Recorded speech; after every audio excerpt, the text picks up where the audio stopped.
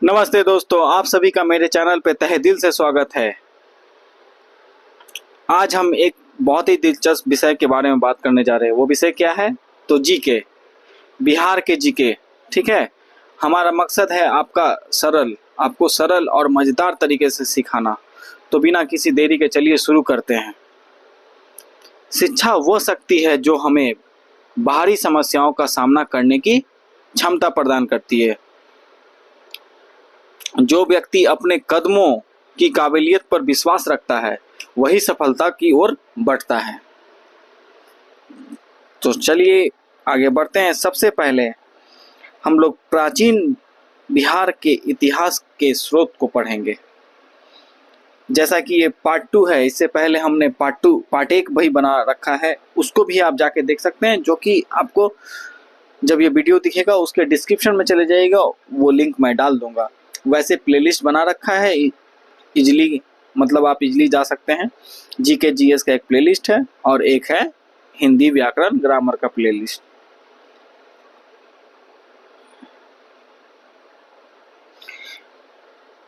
पुरातात्विक स्रोत। पुरातात्विक अवशेषों में मुंगेर, चिरौंद, चेचर, मनेर और सोनपुर से प्राप्त ताम्र प्रस्तर वस्तुएं एवं मृत भांड है।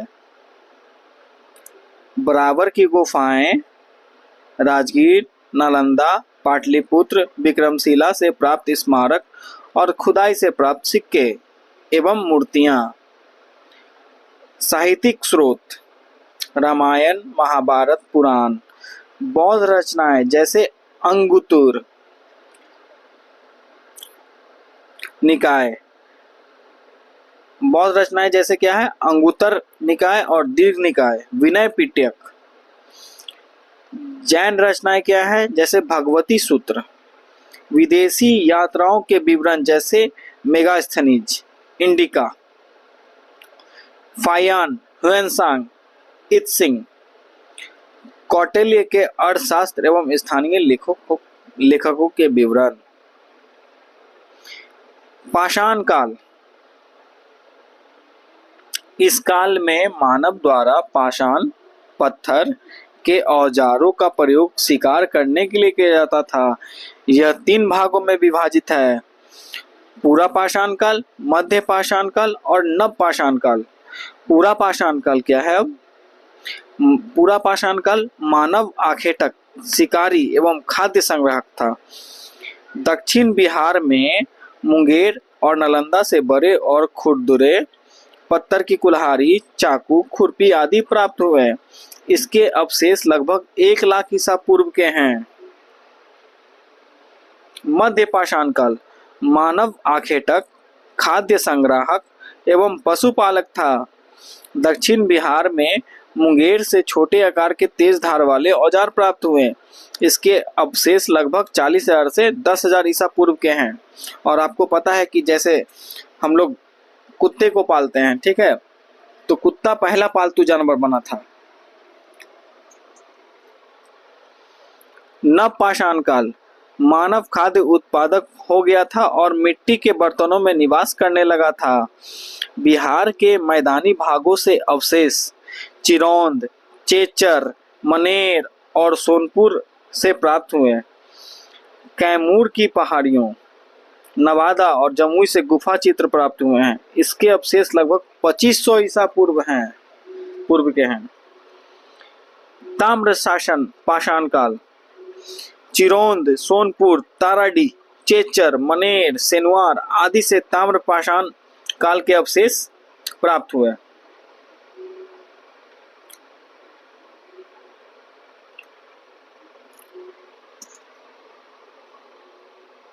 थोड़ा सा ऊपर भाग गया था क्योंकि मैंने कहीं और क्लिक कर दिया था। इसके अवशेष लगभग 1000 ईसा पूर्व के हैं। वैदिक काल आर्यों द्वारा स्थापित सभ्यता।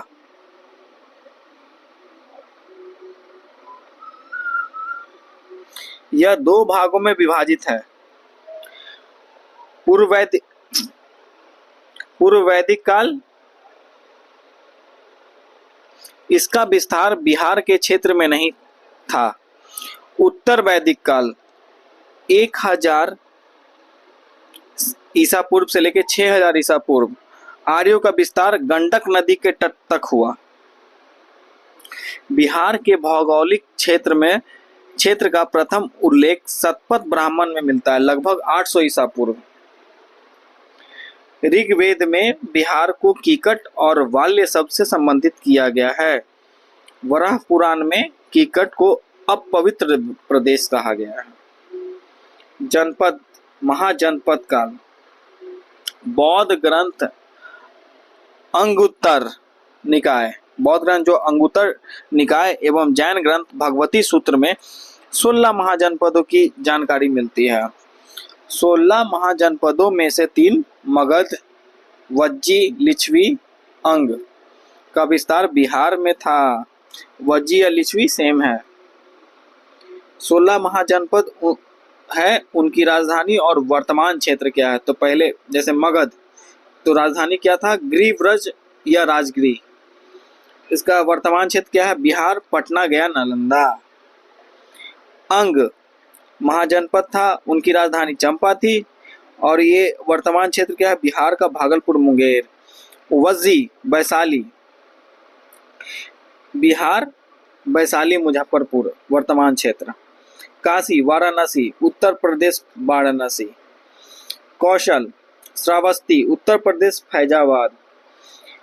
मल कुशीनगर, उत्तर प्रदेश देवरिया। वत्स कौशाम्बी, उत्तर प्रदेश प्रयागराज। कुरु इंद्रप्रस्थ, दिल्ली। पांचाल अहिच्छ छत्र, उत्तर प्रदेश बरेली बदायूं। सूरसेन मथुरा, उत्तर प्रदेश मथुरा। चेदी सुक्तिमती, उत्तर प्रदेश मध्य प्रदेश ग्वालियर। अवंती उज्जैन महिष्मती, मध्य प्रदेश उज्जैन। मत्स्य विराटनगर, राजस्थान जयपुर। अश्मक पोटन पोटली, महाराष्ट्र तेलंगाना। कंबोज हाटक या राजपुर, पश्चिमी पाकिस्तान एवं पूर्वी अफगानिस्तान। और अंतिम है 16वां गांधार तक्षशिला, पश्चिमी पाकिस्तान एवं पूर्वी अफगानिस्तान। वज्जी संघ यह 8 गणराज्यों का संघ था। सबसे प्रसिद्ध लिच्छवी जनपद था जिसकी राजधानी वैशाली थी। वज्जी संघ या लिच्छवी को विश्व का प्रथम गणतंत्र माना जाता है। मगध महाजनपद, मगध राजनीतिक, आर्थिक एवं भौगोलिक कारणों से सबसे शक्तिशाली महाजनपद था। इसकी प्रारंभिक राजधानी गिरिव्रज या राजगिरी थी, जो 5 पहाड़ियों स्लामीगिरी, सोनगिरी, व्यवहारगिरी, उदयगिरी और विपुलचल से घिरा था। मगध का विस्तार मुख्यतः पटना से गया क्षेत्र में था। मगध एवं अंग महाजनपद का वर्णन सर्वप्रथम अथर्ववेद में मिलता है। अंग महाजनपद, इसका विस्तार भागलपुर और मुंगेर के क्षेत्र में था। इसकी राजधानी चंपा थी। बिंबिसार ने अंग के शासक ब्रह्मदत्त को हराकर अंग को मगध में मिला लिया। मगध का उत्कर्ष एवं उसके राजवंश। बृहद्रथ वंश स्थापना बृहद्रथ ने की थी, जिसका पुत्र जरासंध था, जो इस वंश का सबसे प्रसिद्ध शासक था। महाभारत में जरासंध का वर्णन मिलता है। जरासंध को भीम ने मारा था। बृहद्रथ वंश का अंतिम शासक रिपुंजय था। हर्यक वंश 544 ईसा पूर्व से 412 ईसा पूर्व तक रहा। बिंबिसार हर्यक वंश के अंदर आता है बिंबिसार, जो कि 544 ईसा पूर्व से 492 ईसा पूर्व तक था। मगध का वास्तविक संस्थापक बिंबिसार है। ठीक है। राजकुमारी कौशल देवी चेलना और खेमा से विवाह किया। अवंतिका के राजा चंड प्रद्योत के उपचार के लिए राजकीय जीवक को भेजा। इसकी हत्या उसके पुत्र अजातशत्रु ने 492 ईसा पूर्व में की थी। फिर 492 से अजातशत्रु का शासन चलने लगा, जो कि 460 ईसा पूर्व तक चला। अजातशत्रु का वास्तविक नाम क्या है? कुनिक। प्रथम बौद्ध संगीति का आयोजन राजगीर से करवाया, जिसको अभी हम लोग राजगीर कहते हैं, राजगीर, जो कि नालंदा जिला में है। उदायीन ने 460 ईसा पूर्व में इसकी हत्या कर दी थी। अब इनका आ गया उदायीन का आ गया 460 से 444 ईसा पूर्व, इनका शासनकाल चला। तो पाटलिपुत्रा को राजधानी बनाया। इस वंश का अंतिम शासक नागदशक था। अब शिशुनाग वंश 412 से 344 ईसा पूर्व शिशुनाग वंश की स्थापना की। वैशाली को राजधानी बनाया, वैशाली जिसको हाजीपुर भी बोलते हैं। कालाशोक पाटलिपुत्रा को राजधानी बनाया। पाटलिपुत्रा पटना से 12 किलोमीटर पे है, अभी पाटलिपुत्रा स्टेशन भी है वहां पे। द्वितीय बौद्ध संगीति का आयोजन करवाया। नंद वंश 344 ईसा पूर्व से 321 ईसा पूर्व, इसमें महापदानंद शिशुनाग वंश का अंत कर नंद वंश की स्थापना की। एक राट अथवा एक छत्र की उपाधि धारण की।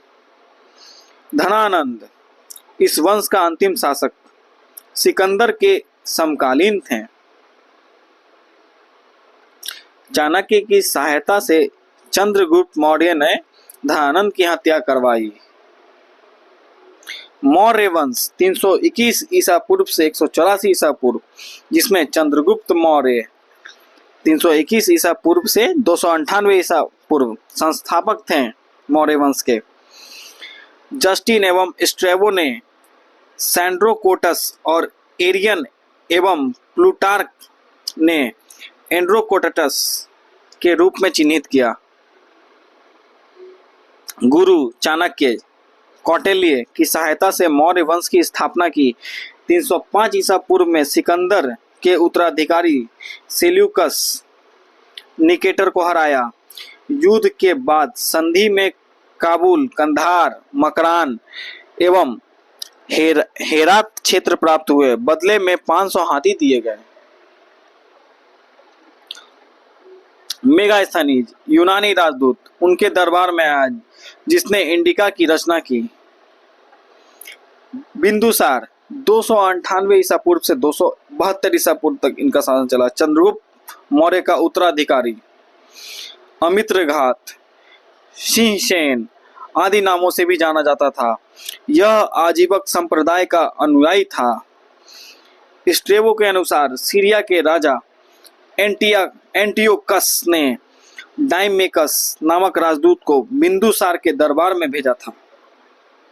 मिस्र के राजा टोलमी फिलाडेल्फस ने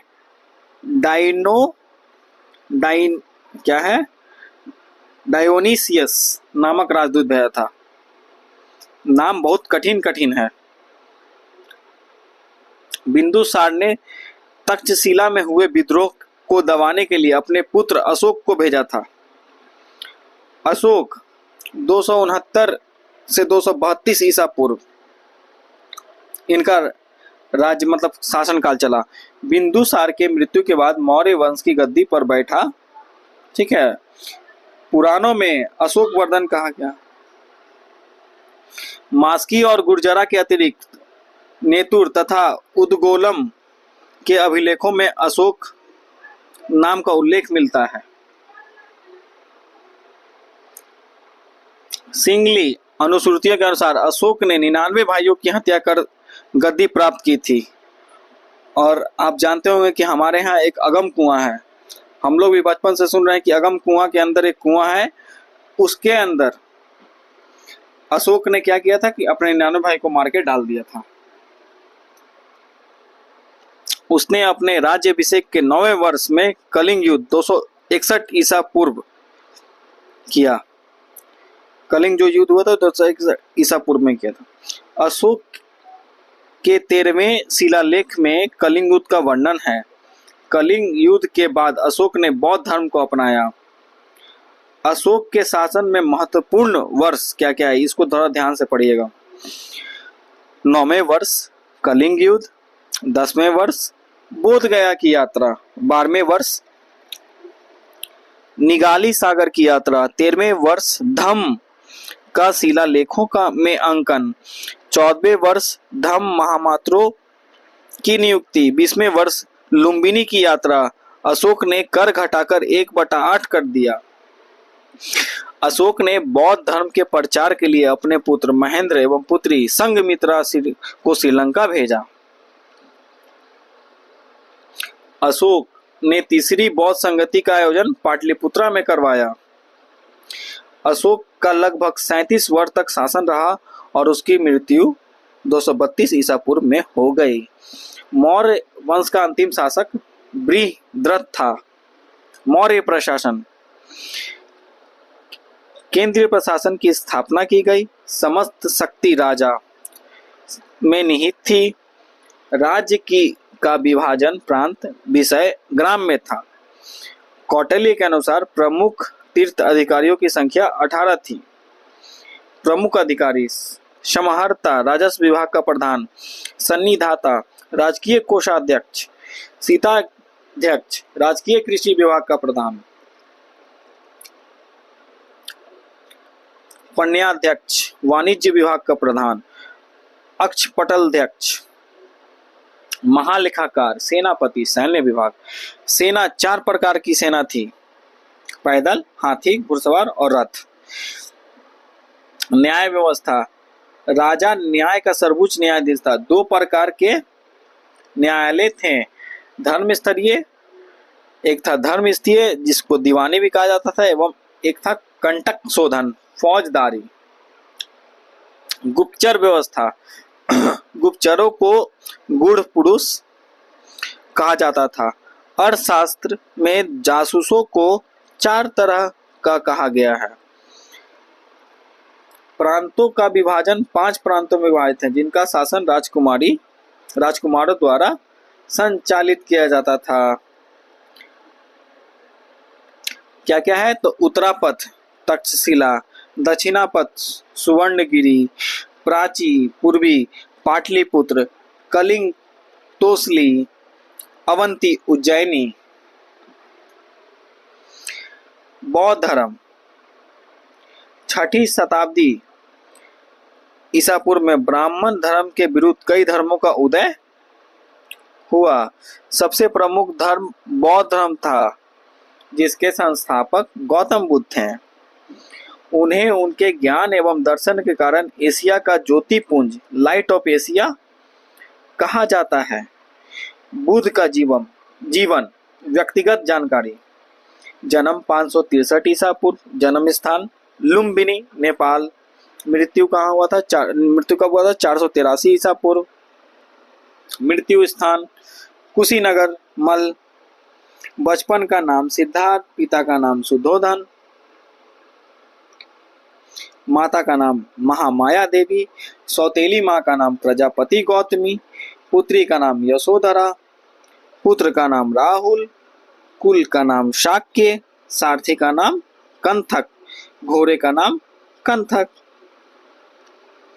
बौद्ध धर्म के 4 आर्य सत्य: दुख, संसार दुखमय है, दुख समुदाय, दुख का कारण तृष्णा है, दुख निरोध, दुख निवारण हेतु तृष्णा पर विजय आवश्यक है, दुख निरोध मार्ग, दुख निवारण हेतु अष्टांगिक मार्ग आवश्यक है।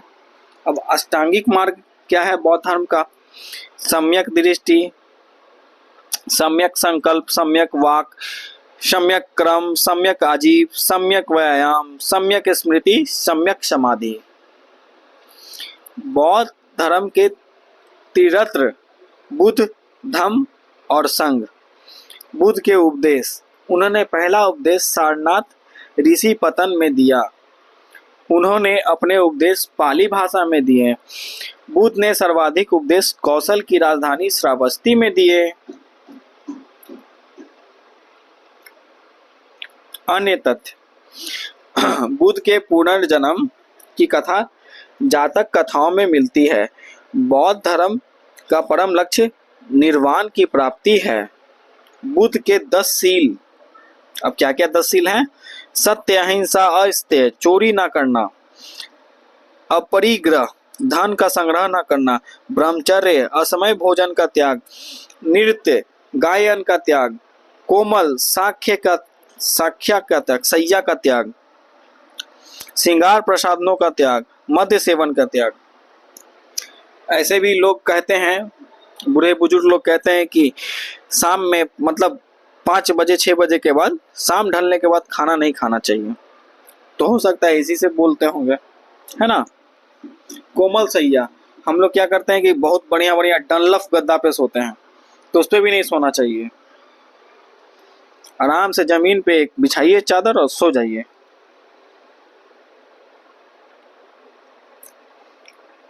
बुद्ध के जीवन की घटनाएं और उनके प्रतीक। जन्म कमल, यौवन साढ़, महाभिनिष्क्रमण गृह त्याग घोड़ा, संबोधि ज्ञान प्राप्ति, पीपल बोधि वृक्ष, महापरिनिर्वाण मृत्यु, पद चिन्ह स्तूप, धर्म चक्र प्रवर्तन, प्रथम उपदेश चक्र, बौद्ध धर्म का विभाजन, चौथे बौद्ध संगति के बाद 2 भागों में विभाजित हुआ, हीनयान परिवर्तन विरोधी, महायान परिवर्तन समर्थक। 8वीं शताब्दी में बौद्ध धर्म की आडंबर वाली शाखा वज्रयान का विकास हुआ। बौद्ध संगतियां। प्रथम 483 ईसा पूर्व, राजगृह शासक अजातशत्रु, अध्यक्ष महाकश्यप, विशेषता सुत्त पिटक, विनय पिटक की रचना।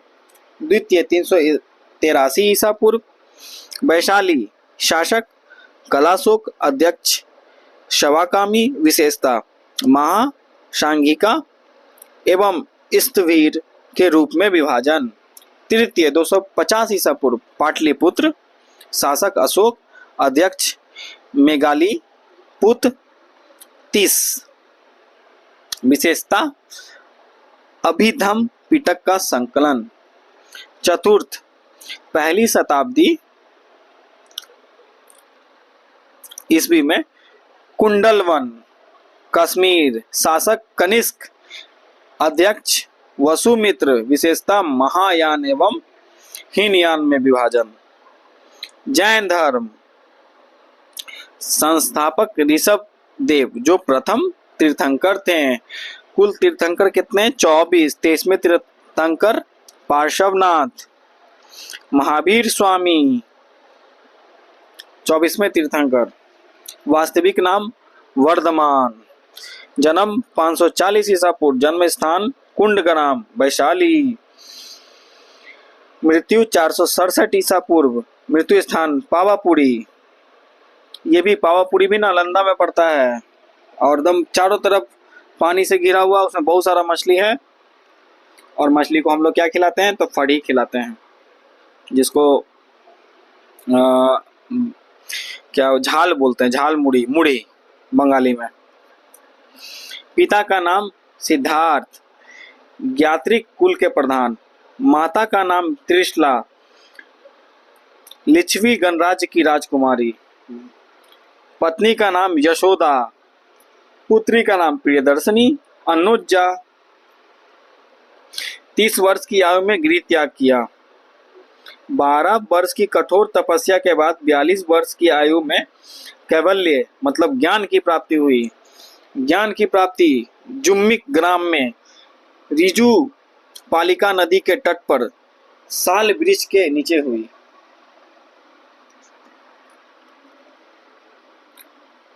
जैन धर्म के त्रिरत्न क्या क्या है? त्रिरत्न सम्यक दर्शन, सम्यक ज्ञान, सम्यक आचरण। जैन धर्म के 5 महाव्रत: सत्य, झूठ नहीं बोलना, अहिंसा, हिंसा नहीं करना, अस्तेय, चोरी नहीं करना, अपरिग्रह, धन का संग्रह नहीं करना, ब्रह्मचर्य, इंद्रियों को बस में करना, यह पांचवा महाव्रत महावीर स्वामी द्वारा प्रतिपादित किया गया। जैन धर्म के प्रमुख तीर्थंकर और उनके प्रतीक। प्रथम तीर्थंकर ऋषभदेव बैल, द्वितीय तीर्थंकर अजितनाथ हाथी, 23वें तीर्थंकर पार्श्वनाथ सर्प, 24वें तीर्थंकर महावीर स्वामी सिंह। जैन संगीतियां। प्रथम 310 ईसा पूर्व पाटलिपुत्र शासक चंद्रगुप्त मौर्य। अध्यक्ष स्थूलभद्र। विशेषता श्वेतांबर एवं दिगंबर में विभाजन। द्वितीय 512 ईस्वी में वल्लभी गुजरात। अध्यक्ष देवर्धि। क्षमा श्रवण। विशेषता जैन धर्म ग्रंथों का अंतिम संकलन। जैन धर्म का विभाजन। दिगंबर भद्रबाहु के नेतृत्व में परिवर्तन स्वीकार नहीं करते थे, नग्न रहते थे। श्वेतांबर स्थूलभद्र के नेतृत्व में श्वेत वस्त्र पहनते थे। शुंग वंश मौर्य वंश के अंतिम शासक बृहस्त्र की हत्या कर पुष्यमित्र शुंग ने 185 ईसा पूर्व में स्थापना की। पुष्यमित्र शुंग ने 2 अश्वमेध यज्ञ करवाए। अंतिम शासक देवभूति था। कण्व वंश स्थापना वासुदेव ने देवभूति की हत्या कर की। इस वंश का अंतिम शासक सुशर्मा था। कुषाणु वंश कनिष्क इस वंश का सबसे प्रसिद्ध शासक था। कनिष्क की राजधानी पुरुषपुर, पेशावर और मथुरा थी। कनिष्क के समय गांधार और मथुरा कला का विकास हुआ। कनिष्क ने चौथी बौद्ध संगीति का आयोजन कुंडल वन कश्मीर में करवाया। 78 ईस्वी में कनिष्क ने शक संबंध चलवाया। कनिष्क के समय सिल्क मार्ग पर कुषाणों का अधिपत्य था। गुप्त वंश स्थापना श्री गुप्त ने की थी 240 से 280 ईस्वी में। श्री गुप्त के उत्तराधिकारी घटोत्कच गुप्त 280 से 320 ईस्वी मतलब इसका कार्यकाल था, ने महाराज जी की उपाधि ली। चंद्रगुप्त प्रथम 320 ईस्वी से 335 ईस्वी तक इनका कार्यकाल था। गुप्त वंश का वास्तविक संस्थापक माना जाता है। 320 ईस्वी में गुप्त संवत चलाया। लिच्छवी राजकुमारी देवी से विवाह किया। महाराजा धीराज की उपाधि धारण की। समुद्रगुप्त 335 से 375 ईस्वी। महाराजा धीराज सुनते हैं तो बजरंग दल का याद आता है। वो जो गाना नहीं है बजरंग दल, उसी का। समुद्रगुप्त 335 से 375 ईस्वी तक राज किए। इतिहासकार स्मिथ ने भारत का नेपोलियन कहा।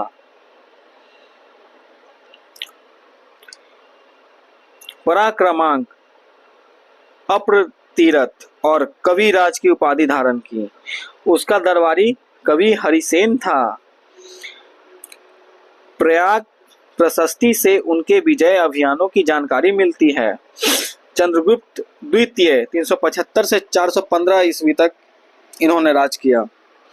विक्रमादित्य की उपाधि धारण की है। चीनी यात्री फायान उनके समय में भारत आए। मेहरौली लौह स्तंभ में चंद्र नाम से संबोधित किया गया। उनके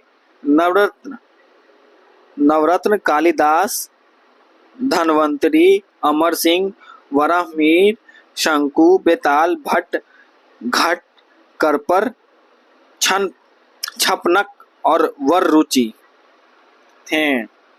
कुमारगुप्त प्रथम 415 से 455 ईस्वी नालंदा विश्वविद्यालय की स्थापना की। कुमारगुप्त प्रथम ने किसका स्थापना किया था? नालंदा विश्वविद्यालय का, जो कि बहुत बड़ा था। यह भी नालंदा में है।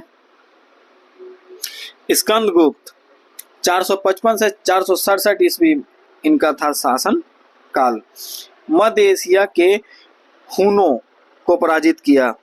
जूनागढ़ अभिलेख में हुनों को मलेच कहा गया है। सुदर्शन झील का जीर्णोद्धार करवाया।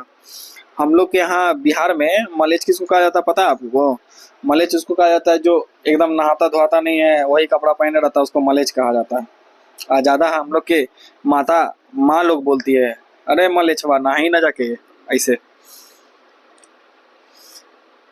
गुप्त वंश का अंतिम शासक विष्णुगुप्त। नालंदा विश्वविद्यालय प्राचीन काल में बौद्ध शिक्षा का सबसे महान केंद्र।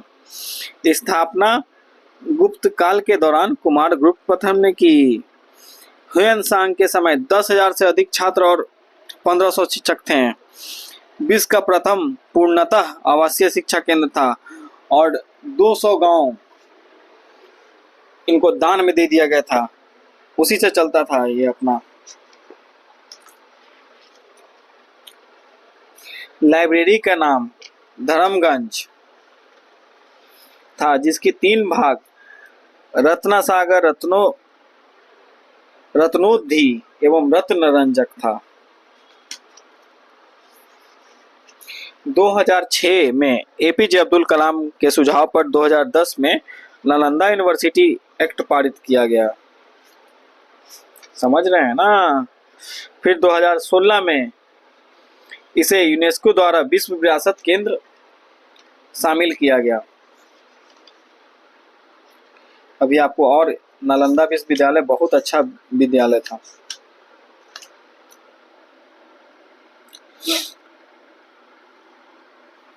इस विश्वविद्यालय में स्थानीय विद्यार्थियों के अतिरिक्त चीन, Tibet, Sri Lanka, Indonesia, Japan, Korea आदि से विद्यार्थी शिक्षा ग्रहण करने आते थे।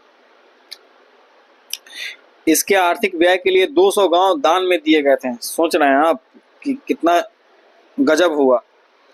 हम लोग अभी जन्म लिए, हम लोग नहीं पढ़ पाए, लेकिन जो लोग पढ़े होंगे, और उस समय एंट्रेंस टेस्ट होता था, उससे लोग आते थे इसमें। बताइए। चलिए कोई नहीं, फिर से खुलेगा तो फिर से पढ़ेंगे। हम नहीं पढ़ेंगे, हमारे बच्चे पढ़ेंगे। गुप्त प्रशासन। केंद्रीकृत सत्ता नहीं थी। देश का विभाजन भक्ति, विषय और ग्राम में था। भक्ति का प्रधान उपरिक और विषय का प्रधान विषयपति होता था। अर्थव्यवस्था गुप्त काल। कृषि प्रमुख आय का स्रोत थी। कृषि से 1/4 से 1/6 तक कर प्राप्त किया जाता था।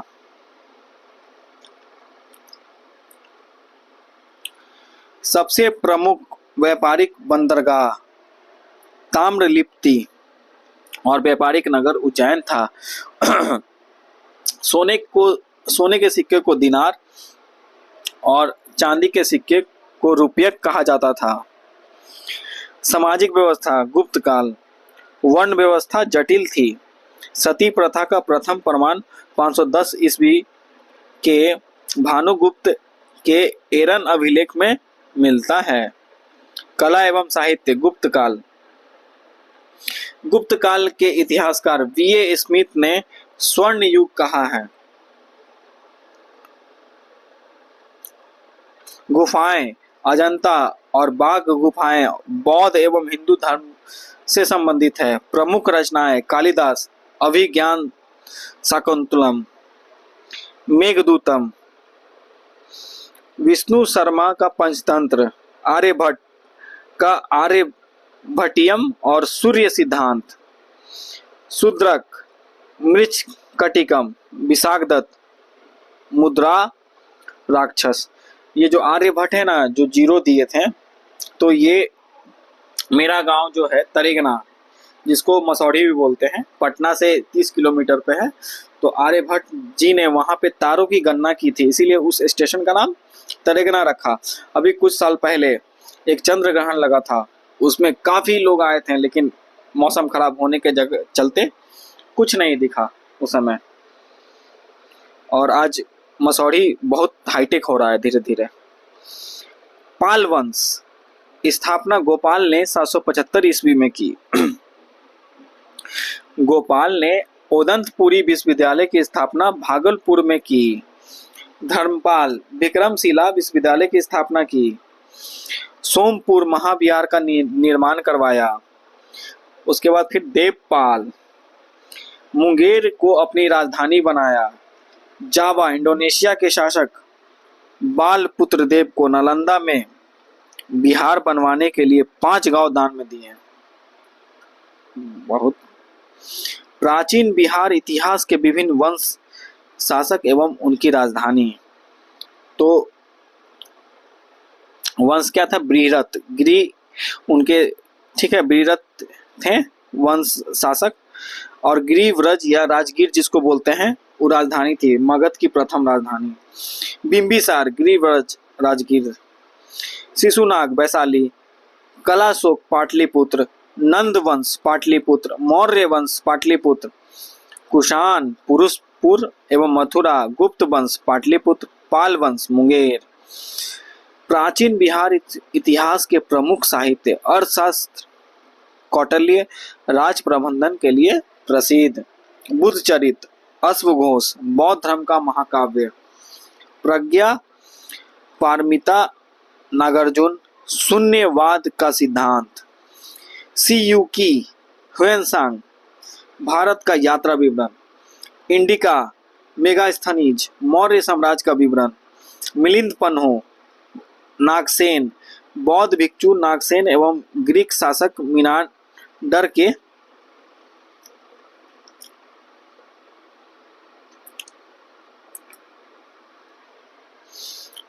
के वार्तालाप का संग्रह। ललित विस्तार, बुद्ध की लीलाओं का वर्णन। महावंश, श्रीलंका के राजाओं का वर्णन। जातक कथाएं, बुद्ध के पूर्व जन्म की कहानियां। तो दोस्तों अब यहाँ से स्टार्ट होता है 100 महत्वपूर्ण प्रश्नोत्तर बिहार सामान्य ज्ञान का, जो अभी हम लोग पढ़े हैं पार्ट 2 में, उसी से संबंधित ये 100 सवाल हैं। अब मैं क्या करूँगा, इन 100 सवालों को गूगल ड्राइव पे डाल दूंगा और उसका लिंक डिस्क्रिप्शन में डाल दूंगा। तो आप लोग को क्या करना है, वहाँ से जाके खोल के ये प्रश्न और उत्तर कर लेना है, ताकि आपको और अच्छे से समझ आ जाए। लेकिन आशा करता हूँ कि आप अच्छे से समझ गए होंगे आप लोग। तो दोस्तों यह था आज का वीडियो, और हमें उम्मीद है कि आपको ये जानकारी पसंद आई होगी और आपने कुछ नया सीखा होगा। अगर आपके कोई सवाल या सुझाव है तो कृपया नीचे कमेंट बॉक्स में ज़रूर बताएं। इस वीडियो को लाइक और शेयर करें और हमारे चैनल को सब्सक्राइब करना ना भूलें, ताकि आप हमारे आने वाले वीडियो को मिस ना करें। जल्द ही मिलते हैं अगले वीडियो में। धन्यवाद। जय हिंद, जय भारत।